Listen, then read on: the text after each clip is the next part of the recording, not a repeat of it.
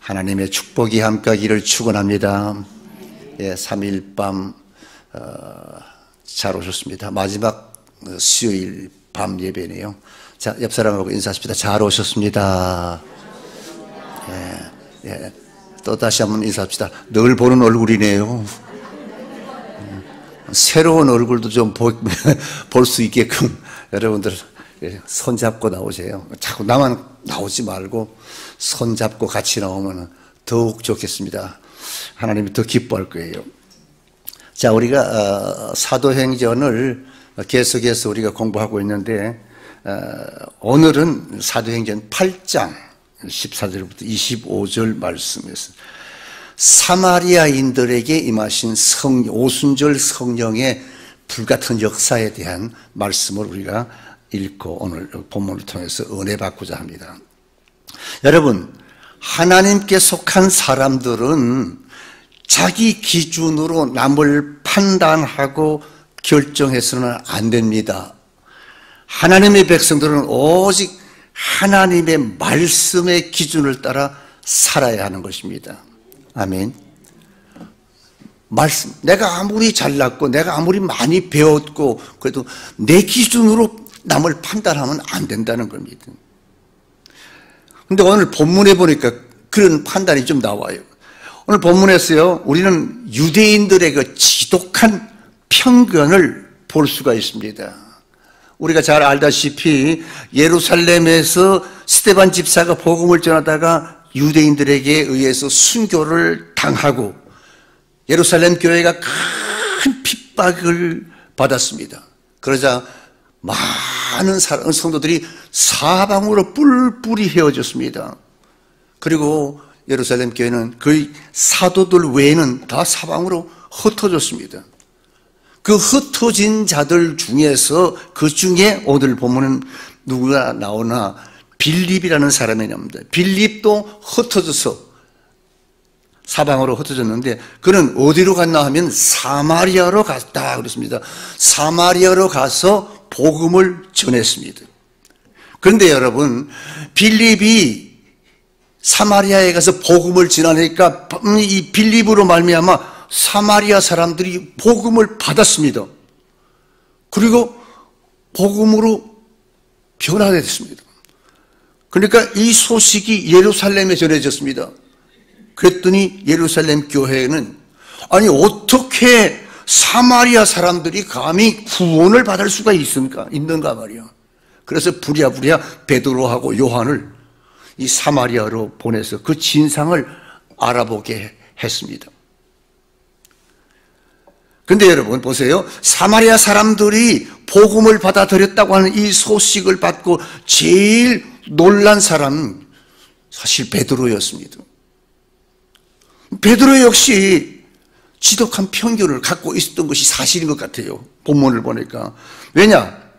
복음이라고 하는 것은 당연히 예루살렘 중심 그리고 유대인 중심으로 생각했기 때문에 이방 사람은 생각지도 않았습니다. 사도들도 그렇게 생각을 갖고 있었던. 근데 이것은 베드로뿐만 아니라 당시에 모든 유대인들의 대단한 편견이었다는 것입니다. 즉 하나님은 자기들만의 하나님이고 자기들만 하나님의 선민이고 복음도 당연히 자기들 것이다. 자기들만 가지고 있어야 되고 자기들만 구원받고 자기들만 하나님의 선민이라고 하는 이런 편견, 이런 우월감을 가지고 있었습니다.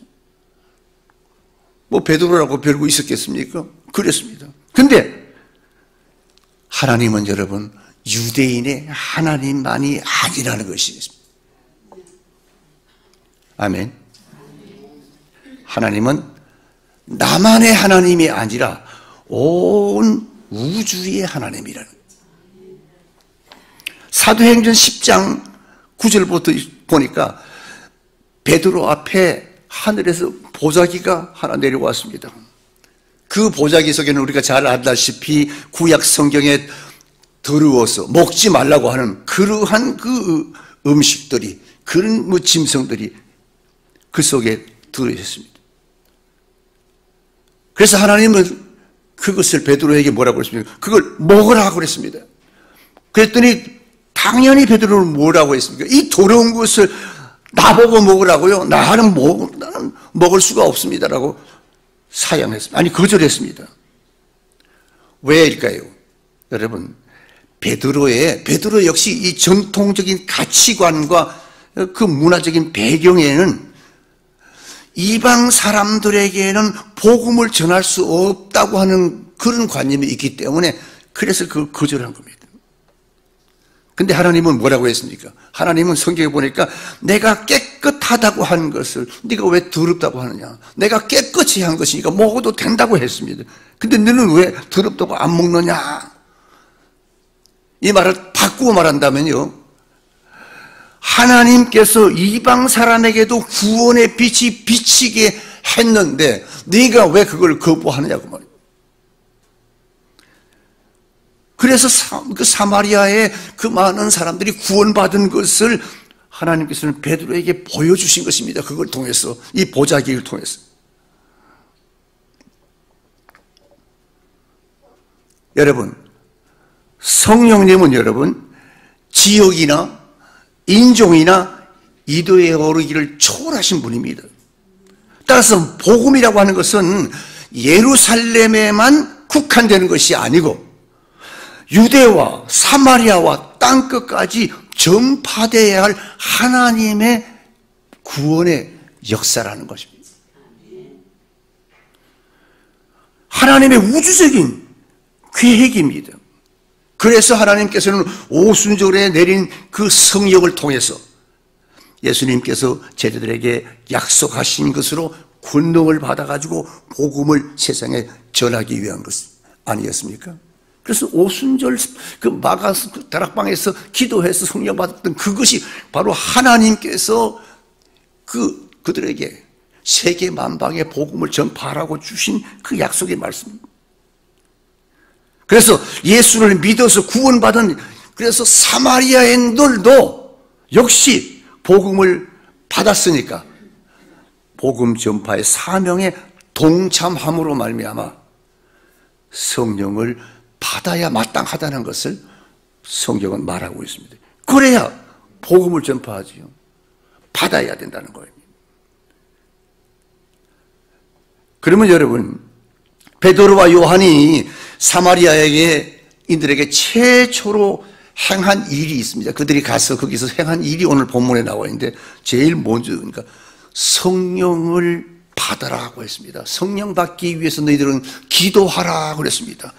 15절에 보니까 그들이 내려가서 저희를 위하여 성령 받기를 기도하니 그랬습니다. 여러분, 베드로와 요한이 최초로 한 일이 무언가, 사마리아 내려가서 사마리아 사람들이 성령 받기를 위해서 기도하는 일이었습니다. 오늘 우리가 여러분이요, 주의 일을 하기 위해서도요, 교회만 왔다 갔다 해서는 안 됩니다. 오랜 세월 그냥 교회에서 10년, 20년 그거 다녀서 습관적인 교회 생활, 교인으로서는 아무것도 할 수가 없습니다. 성령을 받아야 우리가 주의 일을 할 수 있고, 성령을 받아야 전도할 수 있고, 성령을 받아야 우리가 남을 가르칠 수 있고, 빛된 생활을 할 수가 있습니다. 사랑하는 성도 여러분, 우리도 초대교회 성도들처럼 사마리아 사람들처럼 성령 받기 위해서 기도하셔서 우리 양문교회의 성도들은 전부가 다 성령 충만을 받아서 하나님의 귀한 일꾼이 되어 쓰임 받기를 주의 이름으로 축원합니다. 왜냐하면 그 이유가 16절에 있습니다. 이는 아직 한 사람도 성령 내리신 일이 없고 오직 주 예수의 이름으로 세례만 받았을 뿐이로라 그랬습니다. 이게 누구한테 얘기한 겁니까? 사마리아 사람들한테 얘기한 거지요. 우리 잘 알죠? 세례는 몇 가지죠? 두 가지죠. 네? 물세례 그리고 성령 세례. 예, 물세례. 물세례라고 하는 것도 우리가 세례를 받지 않습니까? 우리 세례 받은 분들도 있고 요즘도 세례 받고 이러는데 그건 뭐라고 뭡니까? 내가 예수 믿고 구원받아서 신앙생활을 해서 이분은 이제 정말 구원받았구나 하는 것을 여러 사람 앞에 알리는 거예요. 그래서 성자의 성령 이름으로 세례를 주는 것입니다. 이 성령세, 이게 물세례, 구원받았다 하는 것입니다. 근데 그것만 받으면 안 돼. 거기서 끝나면 안 되죠. 또 하나 더 받아야 됩니다. 뭐죠? 성령 세례. 세 가지고 세례가 두 가지라는 거예요. 성령 세례를 받아야 됩니다. 구원받은 사람이 받아야 할 또 하나의 성령 세례, 성령 세례입니다. 그렇습니다, 여러분. 성령은 구원받은 사람들이 능력 있게 기쁘고 즐겁게 충만하게 그리스도를 위하여 헌신하고 봉사하고 충성할 수 있는 예수를 증거하는 능력이기 때문에 세례만 받고 그냥 끝이면 안 되는 거예요. 성령 세례를 받아서 주께서 원하시는 진정한 예수의 제자가 되는 겁니다. 오늘 여러분들이 바로 그런 제자가 되기를 주 이름으로 축원합니다. 그래서 예수님께서도 말씀하기를 사도행전 1장 8절에 오직 성령이 너에게 임하시면 너희가 권능을 받고 그랬습니다. 그리고 그 다음에 뭐라고요? 구체적으로 성령이 임한 능력이 나가니까. 그래서 예수님께서 구체적으로 성령을 왜 받느냐를 확실하게 말해주고 있습니다. 여러분, 성령을 왜 받느냐? 성령을 받아야 주님의 일꾼이 되기 때문입니다. 아멘. 제자들이 예수님을 그렇게 오래 따라다녔습니다. 그런데 예수님이 살아계시는 동안에 십자가에 달리기 전까지 뭐 특별하게 제자들이 뭘 했다고 하는 이야기가 별로 없습니다. 성령 받기 전에 제자들은요, 언제나 뭐 했는가 하면은 누가 더 크냐? 누가 예수님의 사랑을 더 많이 받느냐? 누가 더 예수님의 주 제자냐? 사랑받는 제자냐? 그게 주제였습니다. 그러니까 쉽게 말하면 누가 크냐 작냐? 누가 1이냐 2이냐? 그것이 그들의 주였습니다. 그런데 여러분 놀라운 사실은 오순절날 성령을 받고 나니까 모여서 서로 누가 크냐 누가 적으냐 그것이 아니라 뭐였습니까? 마음을 같이하여 전혀 기도에 힘쓰더라. 바뀐 거잖아요. 성령을 받으니까 드디어 진짜 예수님의 제자가 된 거예요. 그들이 성령을 받으니까 능력이 나가기 시작했습니다. 더러운 귀신이 물러갔습니다. 안전뱅이가 일어나라니까 일어났습니다. 벙어리가 말했습니다. 중풍부병자가 나음을 입었습니다. 할렐루야. 그러므로 여러분, 오늘 우리도 마찬가지, 우리가 성령의 능력이 없으면요, 찬송을 불러도 소리는 낼 수 있지만 찬송의 은혜가 없습니다. 성령의 능력이 없으면 기도할 수가 없습니다. 성령의 능력이 없으면 전도도 할 수가 없어요. 죄와 싸워서 이길 수 있습니까? 못 이깁니다. 성령이 나를 사로잡을 때, 성령이 나를 사로잡을 때 우리가 악한 사탄과 싸워 이기고 승리하는 줄 믿으시기를 바랍니다. 죄와 싸워 이기고 세상과 싸워 이긴다는 것입니다. 그러므로 예수님은 제자들에게 뭐라고 했는가? 예루살렘을 떠나지 말고 내가 너희에게 분부한 하나님께서 약속하신 그것을 받기까지 기다리라. 성령을 받기까지 기다리라 그랬습니다. 그리고 약속하신 그것이 곧 오순절에 임한 성령이었습니다. 할렐루야. 그게 여러분, 예수님의 제자들이 예수님을 아는 지식이 없어서 일하지 못한 것이 아니었습니다. 예수님을 3년 동안 따라다니면서 여러분, 죽은 자가 살아나는 것을 소경이 눈을 뜨는 것을, 안전뱅이가 일어나는 것을, 그런 역사의 현장을 직접 목격하고 직접 참여했는데 그 현장에, 그 역사의 현장을 본 경험이 없어서 일을 못한 것이 아닙니다. 그럼 무엇 때문입니까? 그렇게 3년 동안 따라다녔는데도 성령의 능력이 없기 때문에 일하지 못한 것입니다. 그런데 놀라운 사실은 오순절날 마가다락방에 성령이 불의 혀같이 호련히 급하고 강한 바람소리같이 그들에게 임하자 다 모두가 다 성령을 충만히 받고 드디어 그들은 복음을 전파하니 예루살렘 교회가 3,000명, 5,000명 놀라운 역사가 일어난 줄 믿으시기 바랍니다.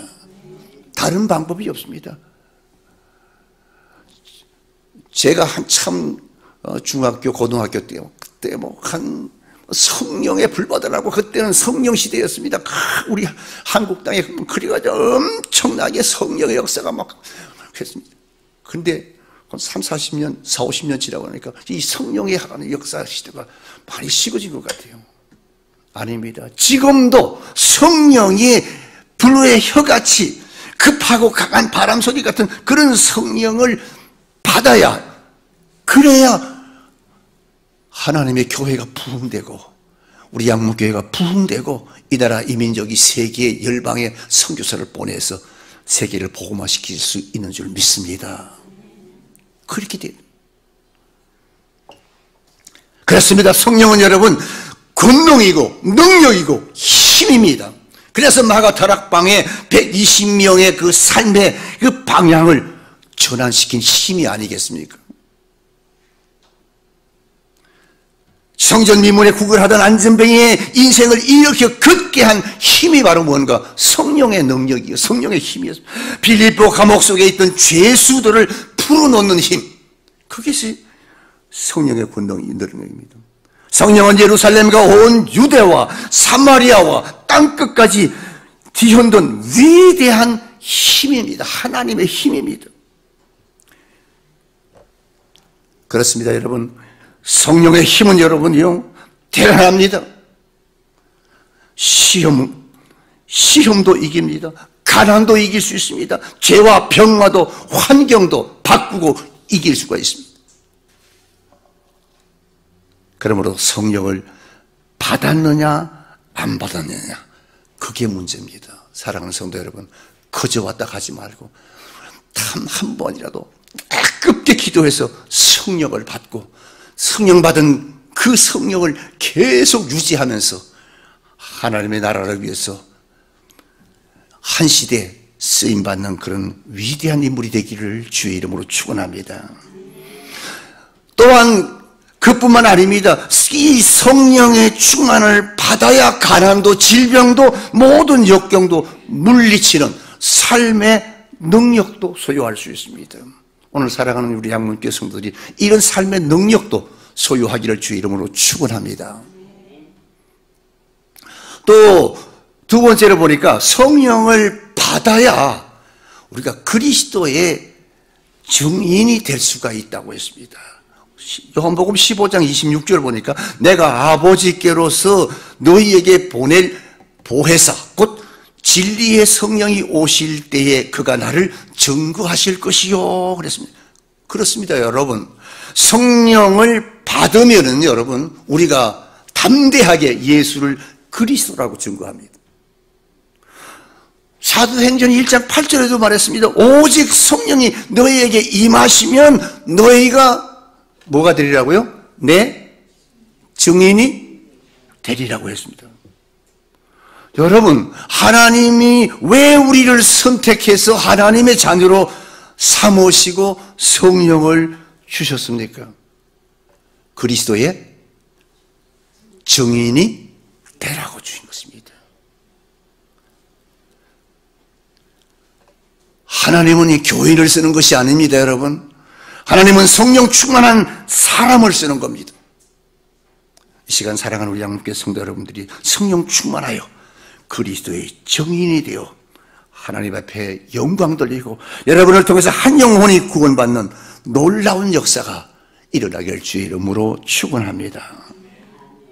보세요. 17절에 보니까 드디어 하나님께서 사마리아인에게 성령을 부어주었습니다. 17절 보니까 이에 두 사도가 저희에게 안수함에 성령을 받는지라. 처음에는 뭡니까? 물세례만 받았지 않습니까? 구원만 받았는데 드디어 일할 수 있게 성령을 주셨습니다. 여러분 여기 보니까 성령이 언제 임했습니까? 사도가 저들에게 뭐하매?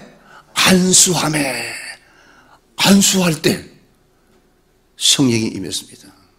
요즘은 교인들이 좀 너무 신사가 돼서 그런데 우리 때만 해도요, 세상 말로 다 갖다 댔습니다. 머리를 갖다 대고 목사님한테 목사님 한번 짚어만 주십시오. 그때 유명한 강사님들은요, 하도 사람들이 많으니까, 교인들이 많으니까 그냥 기도도 안 하고 그냥 머리만 막 두드리고 다녔습니다. 그래도 성령이 받아서, 그때는 성령이 역사했을 때, 바로 그겁니다. 안수할 때에 성령이 임했습니다. 사도행전 1장 14절에 보니까 예수님이 성천하신 후에 120문도들이 전혀 기도에 힘쓴 결과 뭐가 됐습니까? 성령 충만을 받았다 그랬습니다. 또 사도행전 4장 31절에도 보니까 빌기를 다함에 모인 곳이 진동하더니 우리가 다 성령의 충만함을 받았더라 그랬습니다. 또 누가복음 11장 구하는 자에게 성령을 충만히 주시지 않겠느냐 그렇게 말했습니다. 그렇습니다, 여러분. 예수님께서 약속하신 것을 제자들이 믿고 전심으로 기도할 때 모인 곳이 진동하고 우리가 다 성령 충만을 받은 것을 믿으시기 바랍니다. 하나님께서 자녀들에게 가장 주고 싶은 것, 선물이 바로 뭘까요? 바로 성령이 있습니다. 오늘 이 시간에 우리가 그냥 왔다 가지 말고 한번 뜨겁게 기도해서 성령 충만 받고 하나님 나라의 일꾼 될 길을 주의 이름으로 축원합니다. 근데 성령은 여러분 아무에게나 주는 것은 아니라는 것도 우리가 알아야 됩니다. 어떤 자에게 주는가? 구하는 자에게. 오래 예수 믿은 사람에게 준다는 게 아니에요. 구하는 자에게, 또 성경에 보니까 강청하는 자에게 성령을 주시겠다고 약속했습니다. 근데 여러분, 이런 약속을 주셨는데도 우리는 전혀 기도하지 않는다면 우리는 너무 어리석은 자예요. 따라하십시다. 주여, 이 생명에 성령의 충만함을 주옵소서. 그렇게 되기를 축원합니다. 또 보니까 여러분, 말씀을 들을 때에 성령이 임했다 그랬습니다. 사도행전 10장 44절에 보니까 베드로가 가이사랴에 있는 고넬료 집에 들어갔을 때 거기에서 말씀을 증거했습니다. 그랬을 때 그 말씀을 듣는 사람마다 다 무엇을 충만히 받았다? 성령을 충만히 받았더라 그랬습니다. 또 있습니다. 누가복음 24장에도 보니까 예수께서 시리에 빠져서 저 엠마오로 가는 그 제자들에게 가서 성경을 풀어줄 때에 뭐라고 했습니까? 말씀을 듣는 순간 그들의 마음이 뜨거웠더라. 그렇습니다, 여러분. 하나님의 말씀을 들을 때에, 사모하는 마음으로 말씀을 받을 때에 성령의 충만히 임하는 줄 믿습니다. 오늘 밤 여러분들은 바로 그 성령을 충만히 받는 시간인 줄 믿으시기 바랍니다. 충만히 받기를 축원합니다. 또 한 가지가 있습니다. 죄를 회개해야 성령을 받습니다. 성령은 여러분 거룩한 영이기 때문에 깨끗한 곳에 임하는 것입니다. 그래서 사도행전 2장 37절에 보니까 사도 베드로가 오순절날 모인 모든 청중들에게 뭐라고 했습니까? 그리스도를 십자가에 못 박아 죽인 죄를 그들에게 날카롭게 지적했을 때 그때 이 모인 많은 무리들이 그들이 마음의 찔림을 받고 뭐라고 했습니까? 형제들아, 우리가 어찌할꼬, 어떻게 해야지 우리가 성령을 받을 수 있냐? 죄를 회개하고 성령을 받을 수 있냐? 통회하는 저들에게 38절에 그렇게 말했습니다. 너희가 회개하여 각각 예수 그리스도의 이름으로 세례를 받고 제사함을 받으라. 그리하면 성령을 선물로 받으리라. 할렐루야. 또 예수님께서 성천하신 후에 제자들이 다락방에 모여서 전혀 기도하며 기도에 힘쓰고 많은 회개를 했을 때 그때도 성령을 받았습니다. 아까도 말씀했습니다만 예루살렘 입성하기 할 때에 그들은 누가 크냐, 누가 앞장서야 되느냐, 누가 뒤에 서느냐 다투면서 그런 것 뉘우치죠. 내가 왜 그렇게 했을까? 동산에 가서 예수님이 잡히실 때는 뿔뿔이 도망갔던 거 너무 부끄러웠습니다. 예수님을 부인하고 시기와 질투와 불의에 모든 제도를 생각하니까 너무 마음이 아파요. 그래서 그들이 그때 통회하고 자복했습니다. 주님, 이것도 잘못했네요. 이것도 잘못했네요. 그들이 시기와 질투와 불신의 모든 죄를 통회 자복했더니 성령이 그들에게 임하셨다 그랬습니다. 사랑하는 성도 여러분, 우리는 여러분 옷을 찢지 말고, 그 유대인들의 관습은 그렇습니다. 아주 그 슬픔을 당할 때는 옷을 찢습니다. 그런데 그거는 회개가 아니죠. 옷을 찢지 말고, 그래서 우리는 마음을 찢어야 됩니다. 더러운 심령을 예수님 앞에 낱낱이 회개하여 깨끗한 심령이 되어서 성령의 충만함을 받을 수 있는 그런 성도 여러분들이 되기를 주의 이름으로 축원합니다. 마지막으로 보니까 성령 받은 이 빌립은 사마리아 여러 촌에 다니면서 복음을 전파하는 모습을 보게 됩니다. 25절에 보니까 두 사도가 주의 말씀을 증거하여 말한 후에 예루살렘으로 돌아갈 새 사마리아인의 여러 촌에서 복음을 전했다. 이 베드로와 요한이 이제 사마리아에 왔다가 예루살렘으로 돌아가는 과정에 그들은 쉬지 않고 가면서 계속해서 복음을 전파했다는 것입니다. 그러면 결론은 하나입니다, 여러분. 성령의 역사는 뭘까요? 결국 전도하는 것입니다. 영혼 구원하는 것입니다. 요즘 우리 양문교회에 그런 역사가 일어나고 있습니다. 큰 영혼이라도 구원하려고 하는 그런 뜨거운 욕망들이 서서히 눈에 보여요. 어떻게든지 한 영혼, 그 말은 다른 말을 하면 성령이 충만해서 어떻게든지 하나님의 영광을 위해서 살고자 하는 그런 그 뜨거운 열정, 그것이 지금 보이는 거예요. 그것이 우리 양문교회가 될 징조입니다. 축복받을 징조요. 여러분들이 하나님 앞에 쓰임받아야 될 징조라는 겁니다. 일주일에 교회 한 번 나오던 사람이 두 번, 세 번 나오게 되고, 새벽에 나오게 되고, 뭐 수요일 아니라도 그냥 나오고, 틈틈이 나오잖아요. 뭐 매주 주일 매일매일 나와서들 기도하죠. 그 모습이 바로 뭡니까? 그 모습이 바로 성령의 충만한 자의 모습이라는 거예요. 베드로와 요한이 그냥 예루살렘으로 교회로 바로 가도 돼요. 근데 가면서 여정 속에서도 쉬지 않고 계속 복음을 전했습니다. 그러니까 성령의 역사는 결국 전도하는 거예요. 가난한 자를 돕고 병자를 돕고 구제하는 것, 이것이 바로 성령의 역사예요. 그렇게 함으로써 영혼이 구원되는 거죠. 그렇습니다, 여러분. 성령이 주시는 모든 축복과 은사들은 여러분 뭐하고 관계가 있는가? 선교와 구제와 관계가 있습니다. 자꾸 갖다, 세상 말로 자꾸 갖다 먹이면요 결국은 돌아오게 돼 있거든요. 처음에는 그게 방법 중에 하나입니다. 근데 오늘 여기 19절에 보니까 시몬이라는 사람이 나오네요. 시몬이라는 사람은 19절에 보니까 가로되 이 권능을 내게도 주어 누구든지 내가 안수하는 사람은 성령을 받게 하여 주옵소서. 이 시몬이라는 사람은 원래 정치는 무당 아니었습니까? 근데 예수를 믿고 나서 딱 보니까 저 사도들이 기도하니까 막 병든 자가 막 일어나고 고침을 받고 막 역사가 일어나니까 가만 보니까 굉장하거든요.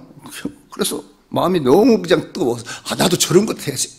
그래서 말했습니다. 성령을 안수로 기적이 일어나는 것을 보고 돈 줄 테니까 나도 그냥 안수하면은 사람이 말이야 안진비가 뻘떡뻘떡 일어나고 병이 낫게 해달라고 그렇게 말했는데, 그랬더니 20절에 베드로가 뭐라고 했습니까? 가로되 네가 하나님의 선물을 돈 주고 살 줄로 생각했으니 네 은과 함께 내가 망할지어다 그랬습니다.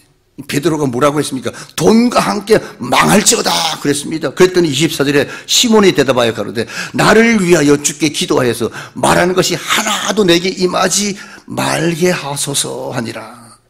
시몬은 베드로의 저주가 자기한테 아무것도 일어나지 않게 해달라고 그렇게 말했습니다.